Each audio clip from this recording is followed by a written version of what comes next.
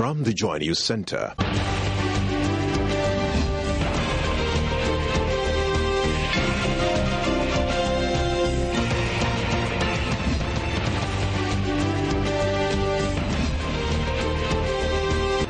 This is News at 8.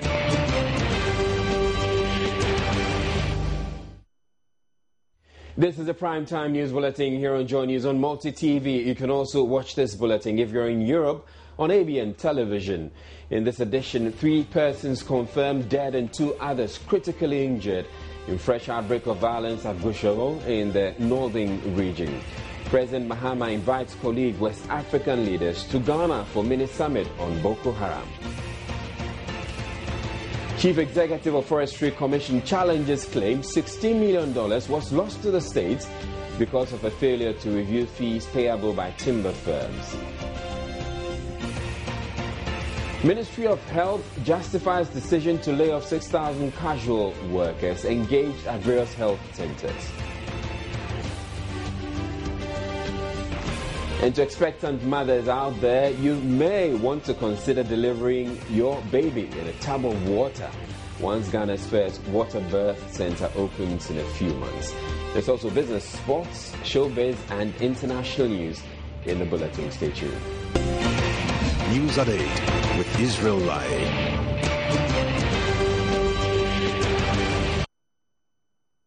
Now, very first story, 3 persons have been confirmed dead with 2 others in critical condition after some disturbances at Gushogo in the northern region. Dozens of houses were also set on fire in a renewed clash between 2 cucumber farming communities, Barima and Yeyamba, over a parcel of land. We'll be bringing you that story in a bit, but right now the Chief Executive of the Forestry Commission, Samuel Afare Date, has challenged claims that $16 million has been lost in revenue due to the Commission's failure to review timber stampage fees for 10 years. He addressed these concerns during a national colloquium to explore ways to better manage for Ghana's forest and wildlife resources. When we talk about forest, we can categorize our... Though he acknowledged the quarterly review of timber stampage fees was not done between 2003 and 2012, he disagreed with the Forest Watch Ghana's recent report suggesting the failure cost the nation some $16 million. He explained the commission was forced to suspend reviews for a decade due to the timber company's intransigence over the royalties issue. There were too many assumptions in coming to that figure of 16 million. Stumpage years has not been reviewed since 2003. We reviewed it now, but there have been 2 main issues, challenges facing the Forestry Commission.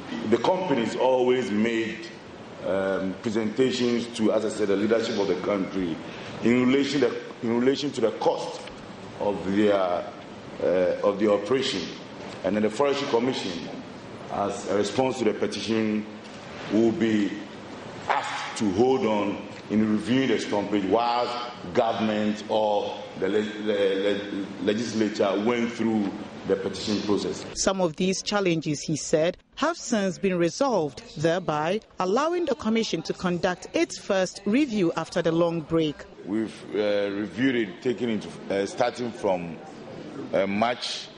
What it means is that we've won the battle against the petitions and the review process and all that. I don't know about the legal battle yet, because we've not had any writ of summons from the industry about any interpretation issue. We hope to succeed as we go along. Meanwhile, in an effort to promote ecotourism and business opportunities, the sector ministry intends to actively pursue reforestation and landscape restoration with the new forest and wildlife policy. Now, really, the forest is best maximized, optimize the use when you maintain the non-consumptive aspect. Those that you take, but you don't take as much as you would have taken if it were just purely for timber. So what it means is that for many areas, take example of Achimota Eco Park. It used to be, it was established for fuel for the Achimota School.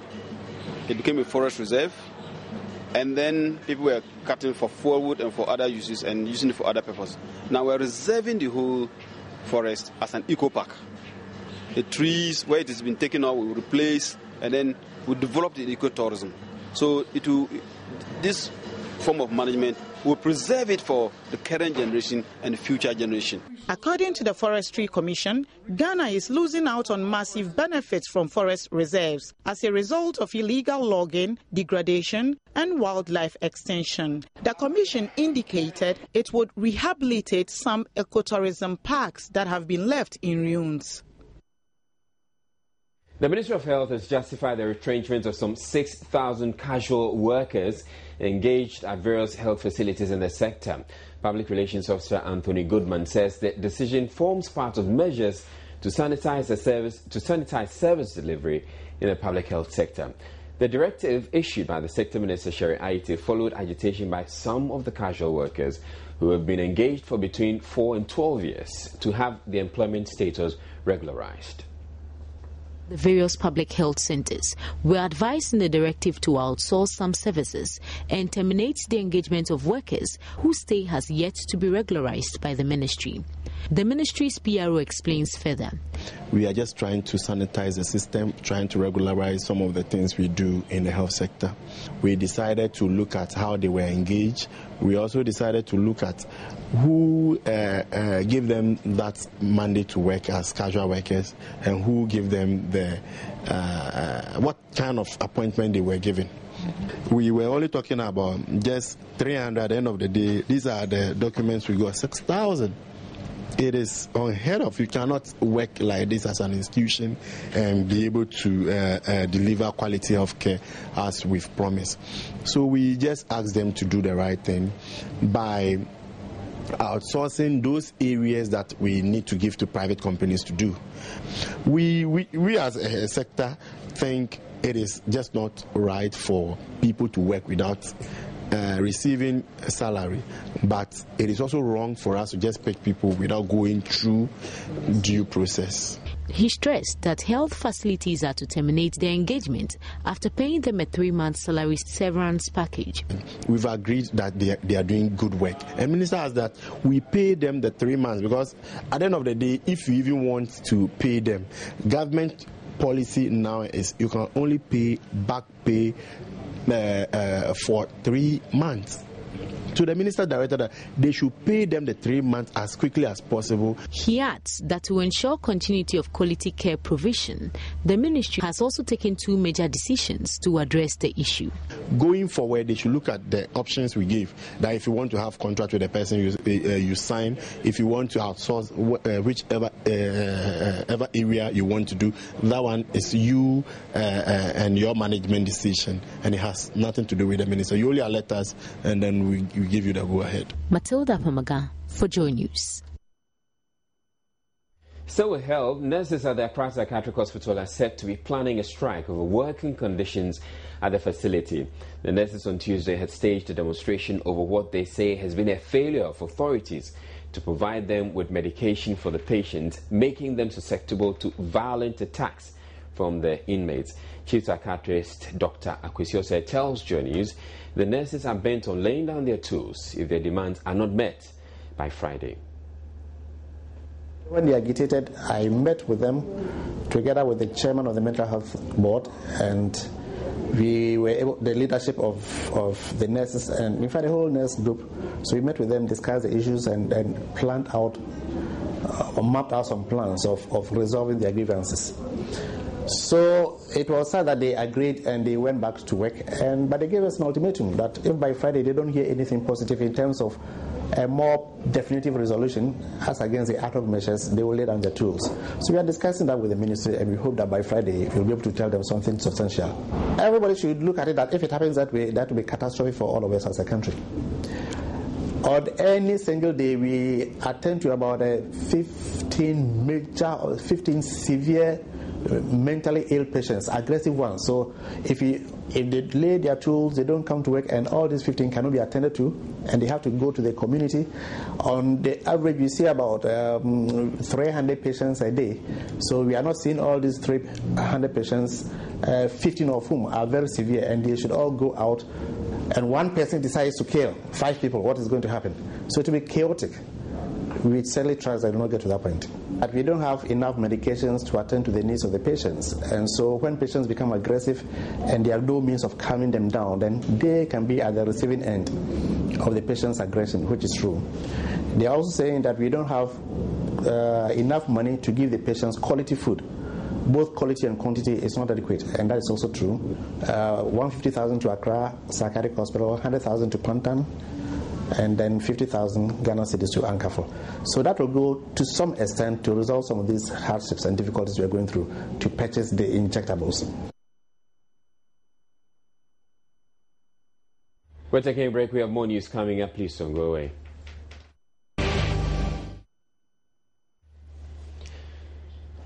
A newly formed group to support the 2012 flag bearer of the new patriotic party, Crusaders of Nana Akufo-Addo, KONA, have urged all factions in the party to resort to issue-based debate rather than hurling insults on the candidates.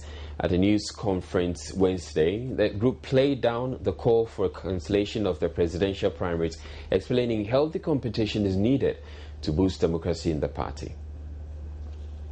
The news conference comes a day after the Greater Accra Regional Youth Wing of the party called for Nana Akufo-Addo to be allowed to stand unopposed in the NPP's upcoming presidential primaries. We seek to warn all members of the party who have begun casting slurs and trying to destroy the reputation of other candidates in this contest that they will be crushed and will not survive this. KONA is calling for an issue-based campaign devoid of smear, blackmailing and backbiting campaign. Let us project or sell the positive aspect of our various candidates to our delegates. We are very much interested in competition of ideas. We can humbly offer a free advice to all candidates to go to the ground, listen to the ground, and assess the ground. This is what we have done as a group to come out with this. We are determining to make sure delegates give Nana Addo Dankwa Akufo-Addo 90% of the total vote. The Crusaders of Nana Akufo-Addo, KONA, was formed with the aim of soliciting votes for Nana Addo, both in the primaries and the 2016 general elections. The former Director General of the Ghana Health Service, Professor Barima Osei Asare, has urged the youth to put away all acts of indiscipline if they aspire to be great in the future. According to him, the need for young people to be encouraged to do away with vices has become necessary following growing indiscipline in the country. Professor Barima Osei was speaking to pupils of the La Bawaleshi Presbyterian School in Accra as part of the National Commission for Civic Education's Citizenship Week. This year is centered on indiscipline and how it affects the nation. It seeks to create a platform for pupils to be sensitized to understand civic life and also to encourage them to accept values and virtues of good citizenship. People in leadership positions as well as professionals from various sectors are also engaged by the NCCE as volunteers to interact and impact virtues of good citizenship to the pupils. Professor Barima Osei Asare said growing indiscipline, especially amongst the youth, is worrying, adding that everything must be done to stop the destruction of the country's future leaders. For me, I believe that discipline is the key to success. If you're indisciplined, forget it. But if you're disciplined, you can organize yourself, you can plan, you can dream big and work hard to achieve your dream. Honesty is at the heart of the Ghanaian culture, and I just want them to maintain that. You know, be of high integrity, be an honest person, be disciplined, and success would always come as a result of being disciplined. Some pupils of the La Bawaleshi Presbyterian School spoke to Joy News after the interaction. For me, what I really took from him was that he telling us that to be a successor, you need to be a very disciplined person. And for me as an individual, for me to achieve my goal, I think what he really said was true, and that I need to be a disciplined person. And I also want to encourage my dear friends to also be disciplined as I'm going to be from now on. If you are a good leader, you need to be disciplined for your other colleagues to follow, for us to achieve our aim. Because I'll sacrifice some of my time. I'll make sure I'm always in school. I'll come to school on time, and also I respect the view of others, because together we stand, divided we fall. Teachers of the school were also grateful to the NCC for the opportunity. I think that it's good and timely that he came to talk about discipline and being honest. This will go a long way to propel our dream of restoring the lost hope, which is our culture, which has been taken away by Western culture. Matilda Pamaga for Joy News.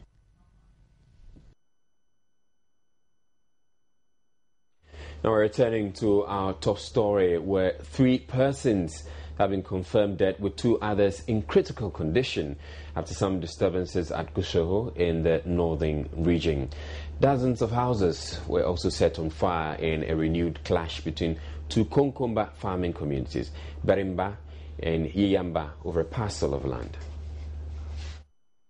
One of the injured in critical condition has been transferred to the Tamale Teaching Hospital for further medical attention, with the other victim of gunshot wounds said to be responding to treatment at the Gushegu District Hospital.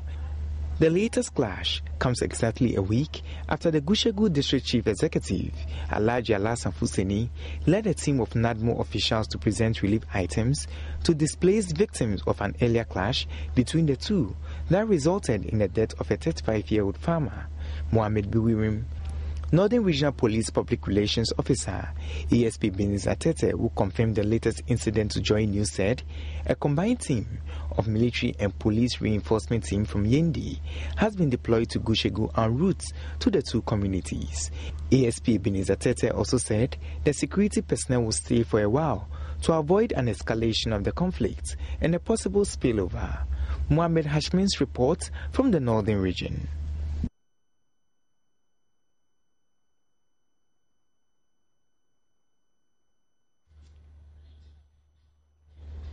Well, we're hoping to get to go to Gushegu to get to speak to Hashmin Mohammed on the very latest on the disturbances. We'll bring you that interview immediately. We have him on the line. Observers across the West African sub-region have been challenged to take ownership of the struggle to ensure the conduct of free and fair elections in their respective countries. At a workshop organized by the West African Election Observers Network in partnership with the Coalition of Domestic Election Observers, CODEO, here in Accra, stakeholders discuss ways various electoral reforms among countries in the sub-region can better be implemented to safeguard the credibility and integrity of future elections. Redwan Karim Osman has more. In the past 2 decades, greater political liberalization in Africa has seen widespread introduction of regular competitive multi-party elections in many states. However, while some of the recent elections in Africa have been transformative, the conduct of elections in many African countries has been fraught with numerous challenges, which have rendered election outcomes disputable. As a result of the challenges and gaps that emerge after competitive elections, stakeholders and other election actors within the West African sub-region have met in Accra to propose various reforms. Speaking at the workshop, which was on the theme Electoral Reforms in West Africa, the role of citizens observer groups, Minister for Information and Media Relations, Mahama Ayariga, underscored the significance of the training and charged election observers to consider beginning their monitoring prior to elections, since activities in the build-up to elections have greater influence on their outcomes. It is important to note that the monitoring of elections shouldn't just take place during elections. It is even more important between elections.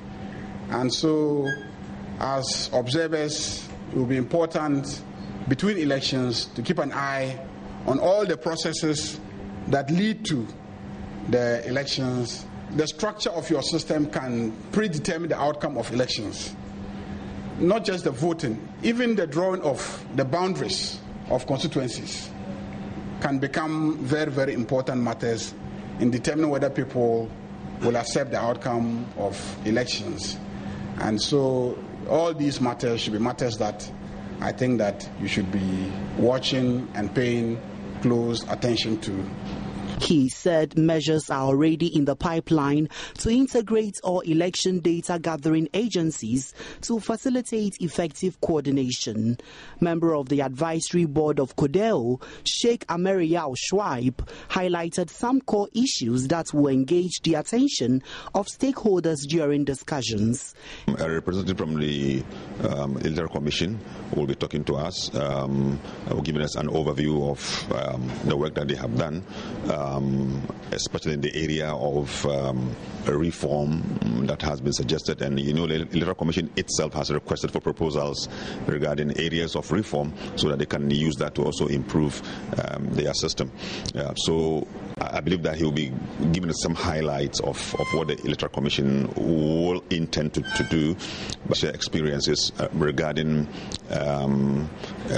electoral reform processes in West Africa, but probably that was going to be country-specific because different countries will make a presentation looking at principles, experiences, and issues. Head of the Electoral Assistance Unit of the ECOWAS Commission, Francis Oke, stated ECOWAS is taking steps to facilitate follow-ups on the implementation of recommendations made by election observer missions.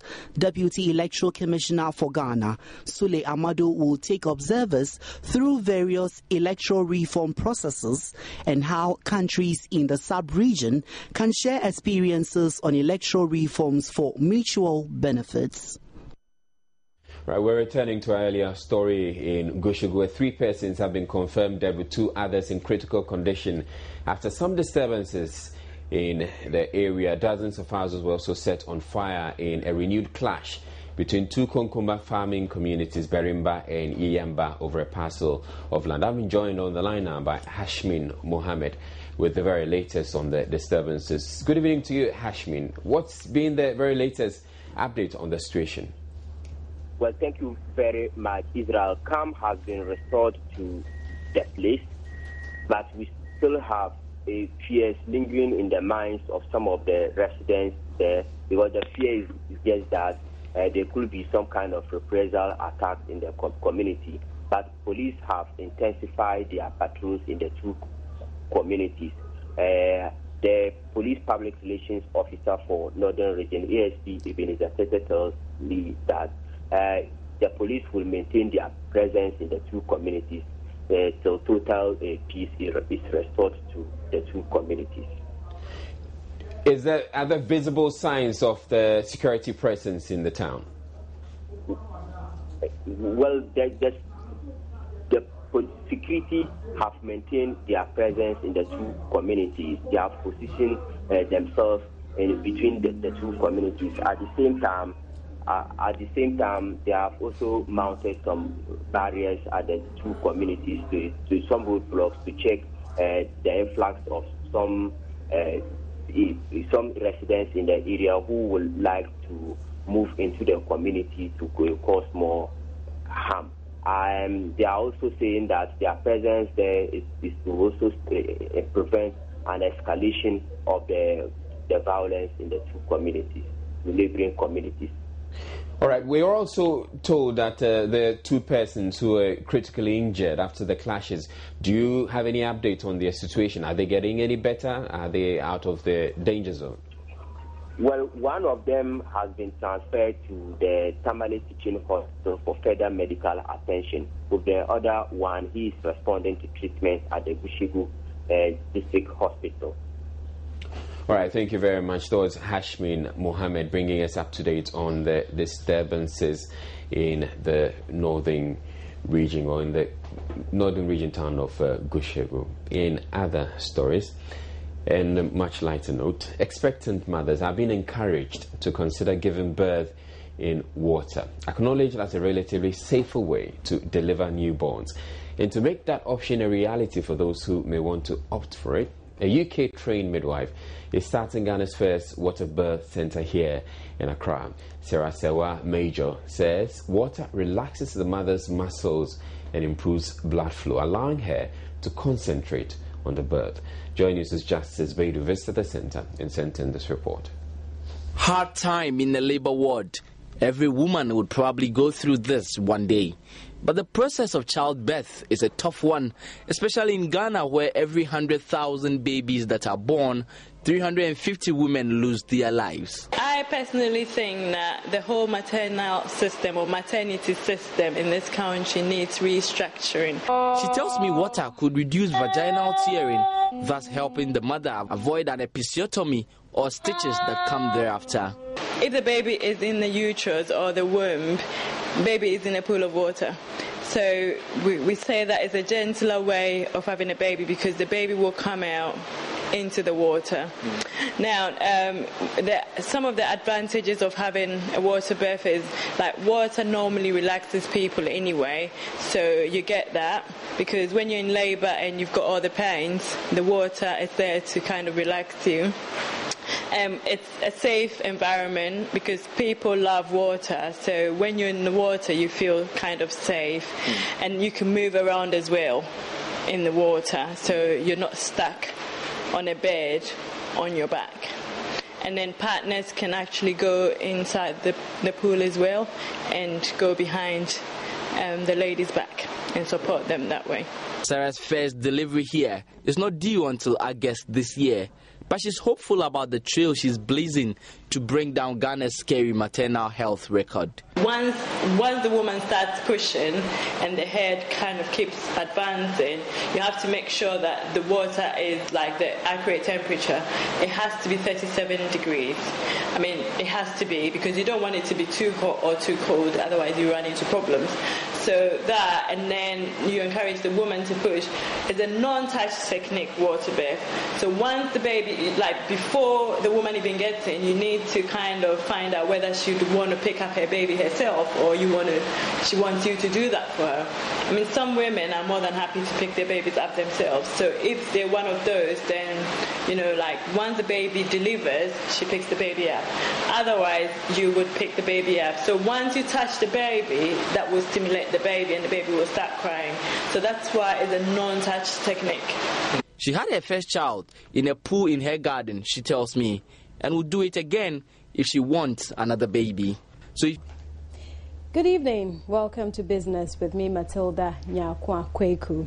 Now, small-scale business operators largely dependent on electricity say the current intermittent power outage is taking a toll on their operations. Operators who are unable to purchase or fuel generators told my colleague Abigail Adomako Enchi they are losing out on customers and are sometimes unable to make any meaningful sales.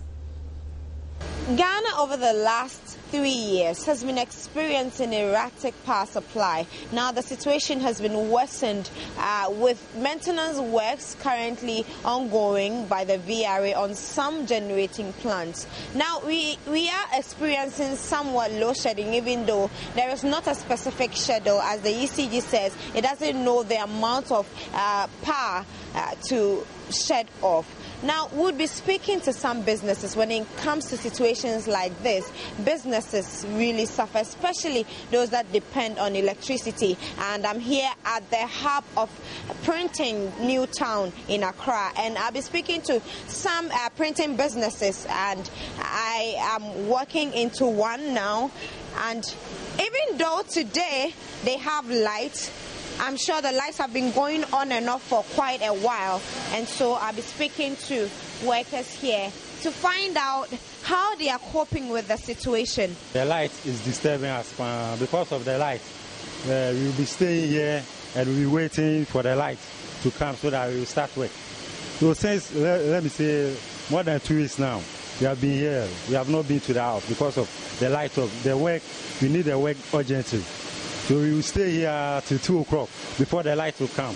And if it comes to, it will not take like 1 hour, it will go. So that one will stay. So the light is affecting our job seriously. How long has this been going on? You sleeping here overnight to ensure that when the lights come, you quickly start work? Almost 2 weeks now. Every day we are here. because of light off. If you stop the work, you will not get money, so you have to stay in and wait for the light to come so that we will do our production and get our money. We have generator, but nowadays the way the price of the fuel is going up, by the time you finish your job, because of the fuel price, they chop all your money. You will not get any interest. So the generator, we only use it when we have job. We have serious job. Today we used to buy almost 400 cedi. It will not take us throughout the day. Light off, they say no, they be a coso, and go for Gua. They do my shadow and no medum light, no. Beji ho, they win yes, I did so as they be a light of the man to cry, Jumabe 500,000 per man, Busum no.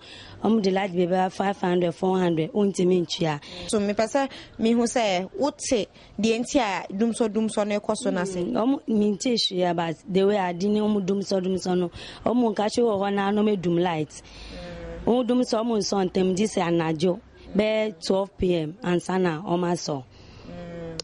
It is a see a day and a walker, a fan.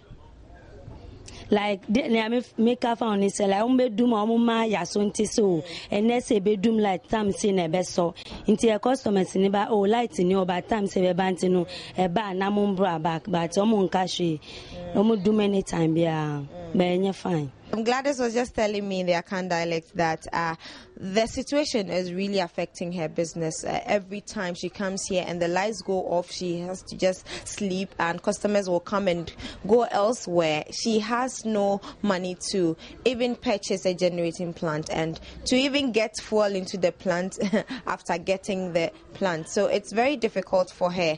And her worry is that there's no schedule for her to even know when the lights would go off, and so she could tell her clients that today there's no light, so come at this point in time. It is really affecting her business and she's losing a lot of customers.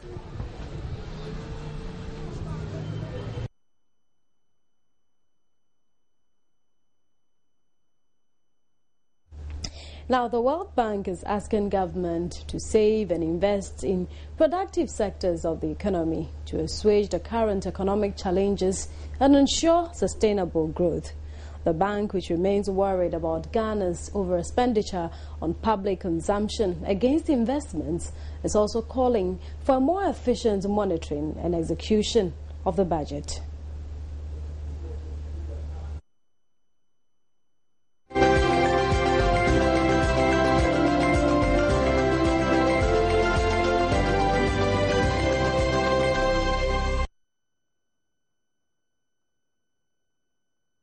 Officials at the World Bank made a call at an ongoing workshop on budget monitoring to improve fiscal outcomes in Accra. For the bank, although there are notable reforms on the financial management front, including the Give Me system to strengthen budgeting, it should go hand in hand with effective delivery of public services. A few years ago, and we had a discussion somewhat like this with the civil society group, in which people from the government were also present. And the question I put to them was, if Ghana is going to get substantial revenues from oil, how do you think it should be spent? And the response that I got from a number of people in the audience, particularly from the government civil service people, was we should increase salaries. And we've seen that there is a problem of wage level containment.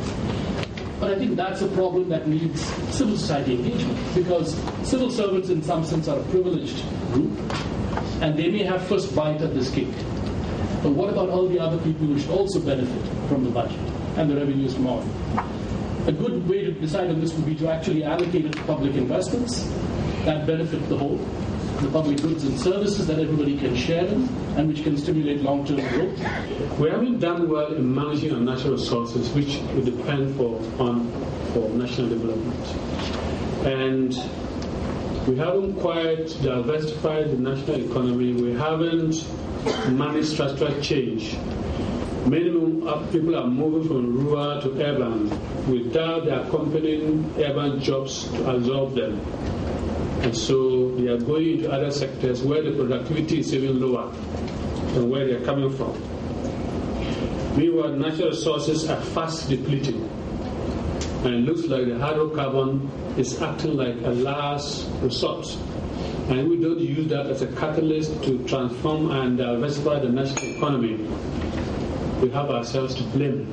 Lead economist at the World Bank, Santiago Herrera, also says with Ghana's public spending pegged at 30% of GDP, the country will have to deal with the current economic challenges by saving and investing to grow productively. The public policy to support productivity growth has many possibilities to make government more effective. Some options are to have a public investment management system that is functional. The governance of how public services are delivered can be reviewed to ensure that the services are delivered, and the monitoring and execution of the budget also have to be guided to ensure the delivery of the public services. Although Director of Budget at the Finance Ministry, Patrick Nomo, admits the challenges, he says government is working assiduously to address them. In our many attempts to computerize our systems, starting with ProofMap, BPEMS, so on and so forth, we didn't pay so much attention to the business processes, the commitment control system. So we ended up, with a situation where once people went through a procurement process, a legal procurement process, they have floated tenders, they have awarded contracts, they consider that as commitments without regard to what budgets are available. So with the reforms, we are now reintroducing our commitment control system to ensure that you can't commit government resources beyond what an approved budget can take. The remaining day of the two-day workshop will meanwhile focus on the oil and gas sector monitoring tools as well as petroleum revenue management in Ghana. Abigail Admakunchi for Joy News. The Producer Price Index, which gives an indication of the cost of manufacturing inputs, has seen another increase from 27.8% in March to 31.5% in April 2014. The April rise is being blamed mainly on increasing costs in the mining, quarrying and manufacturing subsectors. Government statistician Dr. Philomena Nyako said the depreciation of the cedi and increase in gold prices also contributed. The producer price inflation rate for April 2014 was 31.5%, with a monthly inflation rate of 2.7%. This rate indicates that between April 2013 and April 2014, the PPI changed by 31.5%, representing an increase of 3.7 percentage points in producer price inflation relative to the rates recorded in March 2014. Of the inflation rate for the production, processing and preservation of meat, fish, fruits, vegetables, oils and fats. And this group had the inflation rate moving from 59.9% to 69.2% between March and April. And as far as the mining and quarrying industry is concerned, we had the sector having its inflation rate moving from 14.5% to 25.2%, and this is because of the increases in gold prices. Government statistician Dr. Philomena Nyako said the utility subsector recorded the highest year-on-year producer price inflation rate of 56.5%, followed by the manufacturing subsector with 27.7%. The mining and quarrying subsectors recorded an inflation rate of 25.2%. Now we try to look at the changes in sector inflation, and we are saying that for the mining and quarrying subsector, the producer inflation rate increased by 10.7 percentage points in April 2014 relative to the rate recorded in March 2014. For the manufacturing subsector, the rate for April 2014 was 2.7 percentage points higher than that for March 2014.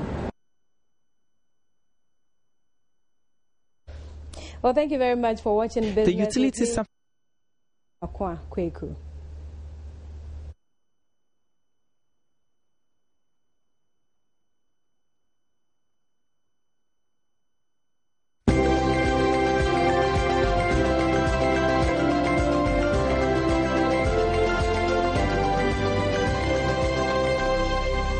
Right, we start sports tonight with some juvenile sports news, and Ghana's representative for this year's Milo African Under-13 Championships, Tamale Zogbeli Block A, have rounded up their preparation and will head to Lagos tomorrow to lock horns with compatriots from Nigeria, Kenya and South Africa. Ghana's representatives at the third edition of the Milo African Under-13 Championships, Tamale Zogbeli Block A, have rounded up their preparation and will head to Lagos, Nigeria on Wednesday to compete in a 3-day event against Nigeria, Kenya and South Africa. Zogbeli emerged national champions a few weeks back at an event stage in Kumasi and are eager to follow in the footsteps of SOS Children's Village School Tamale, who won the African Cup in 2012 at the Owak Stadium. Captain of Zogbeli Block A, Shaibu Abubakar, has been recounting his experience in camp and insists they are determined to make the nation proud. The team paid a courtesy call on the Deputy Minister of Education, Honorable Alex Chermy, who urged them to remain disciplined in their quest to claim the topmost prize. I'm also put on record that you're also helping us to unearth talent from all sports disciplines, including athletics, football, and many others. So I'm using this opportunity on behalf of the Minister to thank you for the wonderful work done. This year, Zogbeli Block A Basic School from Tamale is carrying the flag high to international competition in Nigeria tomorrow. And let me use this opportunity to ask them that apart from the physical exercise, they are also carrying the flag of Ghana to the international arena. Hosts Nigeria are keen to put up a spectacular tournament as they roll out the red carpet for the participating teams with a formal dinner and tournament draw, which will be attended by ministers and top officials of the Nigerian Federal Sports and Education Ministries. The children will experience a tour of the Nigerian city the next day before the games kick off. A Giants trophy and medals will be at stake for the eventual winners of the championship. Zogbeli LA Primary School have spent a week in Accra attending a coaching clinic with tournament icon and former Black Star skipper Stephen Appiah, and participated in a series of friendly matches against selected Accra schools. Let's still talk about juvenile football, of course, and the fourth edition of the Airtel Rising Stars has been launched at the Kofi Annan ICT Centre in Accra. The program seeks to unearth talent from across the country, with Airtel teaming with the Juvenile Committee of the Ghana Football Association and former African Footballer of the Year, Coach Ibrahim Sande. The highly anticipated fourth edition of the Airtel Rising Stars has been launched at the Kofi Annan ICT Centre in Accra. The program seeks to unearth talent across the length and breadth of the country. Communications giant Airtel are teaming up with the Juvenile Committee of the Ghana Football Association and former African Footballer of the Year, Coach Ibrahim Sande, to comb the nation and churn out talent. Minister of Youth and Sports, Honorable Elvis Ankra, was particularly delighted with the effort of the Telcos giant in unearthing stars for the country. He expressed his hope and belief in the next generation of Ghanaian stars to be unearthed from the fourth edition. Sports Minister Elvis Ankra has backed the Airtel Rising Stars concept to be a success and unearth the next generation of talent for the nation. I want to assure you that the ministry, as a ministry, and myself as a minister, you have my full support. And I didn't want this program to go on and you say you invited the minister and the minister did not come. So I just want to declare here and now that Airtel Rising Stars is a very, very good program, and that is how we're going to develop the stars of the future. Ghana is a football country, and the experts tell us that for every Abedi Pele or Dede Ayew or Michael Essien, there are 1,000 more out there that are yet to be discovered. Managing Director of Airtel Ghana, Madame Lucy Quest, wants the event to leave a lasting legacy on the hearts and minds of Ghanaians. We have been running this for 4 years. Every year it's gotten bigger, brighter and better. So our commitment is absolute and it's total. My team's committed. The whole company is committed. So we intend to sustain this for the foreseeable future. But every year as we go along, and especially because we work with our partners at the GFA and the National Juvenile Committee and also the Ministry of Youth and Sports, we learn each year and and we take the game further and higher for these young people of very high footballing potential in our country. This year's competition will commence on June 5th in Ho and will run in a zonal format culminating with a national event to be held in Sunyani. The country will be divided into 4 zones. Zone 1 will be made up of the Eastern, Volta and Greater Accra. Zone 2 includes the Upper East, the Upper West and the Northern regions. Zone 3 has Ashanti, Brongahafo regions, while Zone 4 has Central and Western regions. After the tourney, a select team will be chosen for boys and girls to participate in the inter-country tournament, scheduled for Gabon from August 9th to 16th. Certainly more surprises in the French Open. Let's find out what's happening in Roland Garros. And defending champion Serena Williams followed sister Venus out of the French Open on a dramatic 4th day. Serena lost all of that. Let's talk about some sad news for Manchester United fans because owner Malcolm Glazer has died at the age of 85. Glazer bought Manchester United in 2005 and since then the club won 5 Premier League titles in 2007, 2008, 2009, 2011 and 2013 as well as the Champions League in 2008. It's understood that Glazer's death would not have any significant effect on the ownership of the Premier League club, with the family retaining a 90% stake. A spokesperson for the club said the thoughts of everyone at United are with the family. Described as a dynamic business leader, Glazer is said to have helped mold and the Buccaneers into modeling a franchise and one that's respected worldwide since being purchased by Glazer in 1995 over there. So affected. Hope that this does not mean Manchester United also going down. We'll find out what happens then. I'm George Adejuna. Israel joined us with some more. Have a good night. Artist manager Nana Isiama Hansing, otherwise known as Bulldog, is still in police custody even though he has been granted bail. His lawyer Gary Nimaku successfully secured his bail after taking his case to the Human Rights Court Tuesday. He explains to Joy News, though they have met all the bail conditions, the police is unwilling to release his client. As it stands now, he's on bail. He's on court bail. And once you're on court bail, unless you have done something to violate the bail conditions, for instance, if the court said you must sleep at 8 o'clock and you go and sleep at 9 o'clock, it's a violation of the bail condition. Now the court simply said you've been granted bail with 2 sureties, that is all to 20,000 Ghana cedis. If possibly he's able to meet the condition, he comes out. Sorry. Then what it means is that he must not do anything that will be perceived or seen as he violating any condition of bail, or even, for instance, he seen to be committing another criminal offense. If you are giving bail and then you jump your bail, or you are giving bail and then you commit a criminal offense, then they say, so you were giving bail only last week and then look at here you are with another criminal offense, then obviously to revoke the bail. Okay. You understand? But June 2nd, is it the beginning of a trial? No. That trial will not start now. It's too early for a trial. The state will need more time to gather evidence. So we'll go to June 2nd to be adjourned for another 1 month to enable them to prepare. But if you go and they say, well, we are ready with the evidence to commence committal proceedings, then we'll say, well, but that is most unlikely. I have never seen a criminal trial commence so swiftly like that. Normally they take their time, they will gather all the evidence available, and we'll not even do the trial at the district court. Right, so that was lawyer Gary Nimaku, and over there you also saw some photographs of friends and relatives, and apparently the wife, who were at the Cantonment police station to see to the release of Bulldog. But apparently he wasn't released. In other news, poet, author and activist Maya Angelou has died at the age of 86. One of America's leading literary voices, she lived a life as a teacher, activist, and an artist who used her works to advocate for equality, tolerance, and peace.